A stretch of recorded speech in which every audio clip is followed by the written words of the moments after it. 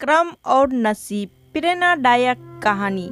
ये कहानी है दो भाइयों की, एक बड़ा भाई और एक छोटा भाई, जो दोनों स्वभाव से बिल्कुल विपरीत थे। बड़ा भाई मानता था कि लोगों की मदद करनी चाहिए, सेवा भाव रखना चाहिए, सबसे अच्छे से पेश आना चाहिए, जब जब मौका मिले दान देना चाहिए।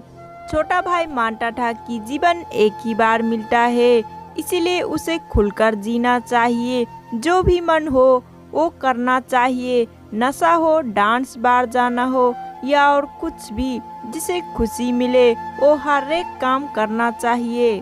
दो भाई अपनी अपनी मान्यताओं के हिसाब से अपना जीवन व्यतीत कर रहे थे।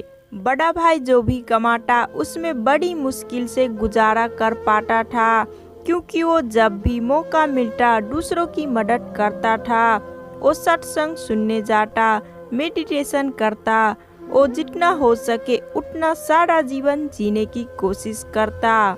छोटा भाई गलत रास्ते और गलत तरीके से ज्यादा धन कमाता और अपनी हर एक इच्छा पूरी करता। दारू सिगरेट पीता, नाचने वालियों के पास जाता, जितना संभव हो सके उतना ऐश करता। बड़ा भाई अक्सर अपने भाई को समझाने की कोशिश करता कि वो अपने जीने का तरीका बदल दे, वो जो कुछ कर रहा है अच्छे कर्म नहीं है। लेकिन छोटा भाई उसकी एक ना सुनता और उल्टे बड़े भाई को ही अपना जीने का तरीका बदलने के लिए कहता। दोनों ही एक दूसरे के बात माने बिना अपने अपने तरीके से जिंदगी जीते हैं। एक दिन बड़ा भाई को घर लौटते वक्त रास्ते में चप्पल में कील घुस गई, जो चप्पल को चीरते हुए उसके पैर में घुस गई। उसे बड़ा दर्द हुआ।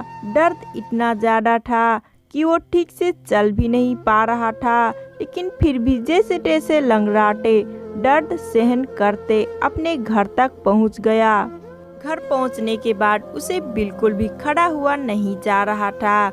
उसे बहुत प्यास लग रही थी, लेकिन दर्द इतना ज्यादा था कि वो पानी का गिलास लाने तक की हिम्मत नहीं जुटा पा रहा था। इसलिए अब बड़ा भाई छोटे भाई के आने की राह देखने लगा। थोड़ी देर बाद छोटा भाई घर आया। उसके चेहरे पर बड़ी सी मुस्कान थी, वो बहुत ज्यादा खुश लग रहा था। छोटे भाई को देखते ही बड़े भाई ने उससे पानी मांगा। छोटे भाई ने ठंडे पानी बड़े भाई को पिलाया और उससे क्या हुआ है उसके बारे में पूछा। बड़े भाई ने बताया कि उसके पैर में कील घुस गई है। छोटे भाई बड़े भाई से बोला, देखिए आप इतना सादा और सच्चे भर जीवन जीते हैं, बदले में आपको क्या मिला, और ये देखिए मैं कितना खुलकर जीता हूँ।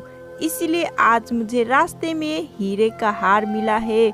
हमारे दोनों की परिस्थिति ये साबित करती है कि मेरा तरीका सही है और आपका गलत। बड़ा भाई बड़ा परेशान था, फिर भी वो छोटे भाई को समझाने लगा कि नहीं, उसी का तरीका सही है। बड़ा भाई कह रहा था कि तरीका मेरा ही सही है, लेकिन शायद कुछ गड़बड़ है, इसलिए हम ऐसा करते हैं कि कल हम दोनों ज्योतिष को अपनी अपनी कुंडली दिखाएंगे, वही बताएगा कि क्या दिक्कत है। वो जिस ज्योतिष की बात कर रहे थे वो बहुत बड़ा जाना माना ज्योतिष था। उसकी कोई भी भविष्यवाणी गलत नहीं होती थी। छोटे भाई हीरे का हार मिलने की वजह से बहुत खुश था, इसलिए वो भी बड़े भाई के साथ जाकर कुंडली दिखाने के लिए राजी हो गया। अगले सुबह दोनों भाई अपनी अपनी कुंडली लेकर उस ज्योतिष के पास पहुंच गए। बड़े भाई ने अपनी कुंडली ज्योतिष को दिखाई। उस कुंडली को देखते ही ज्योतिष बोला, बाप रे बाप, किस अभागी की ये कुंडली है, ये तो अब तक मर गया होगा। बड़ा भाई कुछ नहीं बोला और फिर छोटे भाई की कुंडली ज्योतिष को पढ़ने के लिए दे दी गई। उसकी कुंडली देखते ही ज्योतिष खुशी से बोल पड़ा, ये बहुत अच्छी कुंडली है, इसमें तो राजयोग लिखा है, ये जरूर अब तक मंत्री बन गया होगा।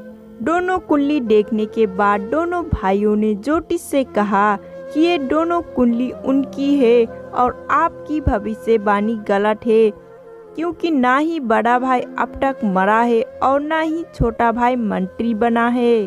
ज्योतिष ने दोनों से कहा कि मैं कुंडली पढ़ने में गलत हो ही नहीं सकता। हाँ, अगर तुम्हारे कर्म कुछ ऐसे हैं तो तुम्हारी कुंडली में लिखा बदल जरूर सकता है।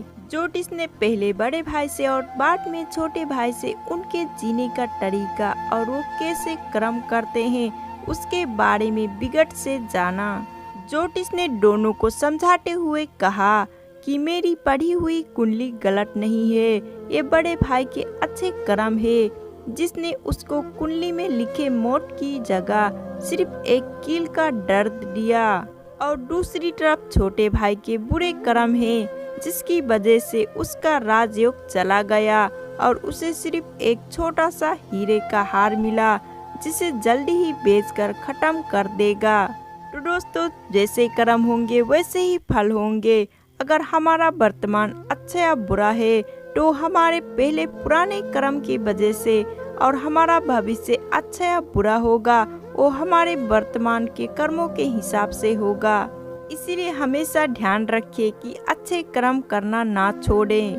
तो दोस्तों, कर्म और नसीब प्रेरणा कहानी आपको कैसा लगा? अगर थोड़ा सा भी पसंद आया होगा तो एक लाइक तो बनता है, और ऐसे ही प्रेरणादायक कहानी सुनना पसंद करते हो तो हमारे चैनल को सब्सक्राइब जरूर करना।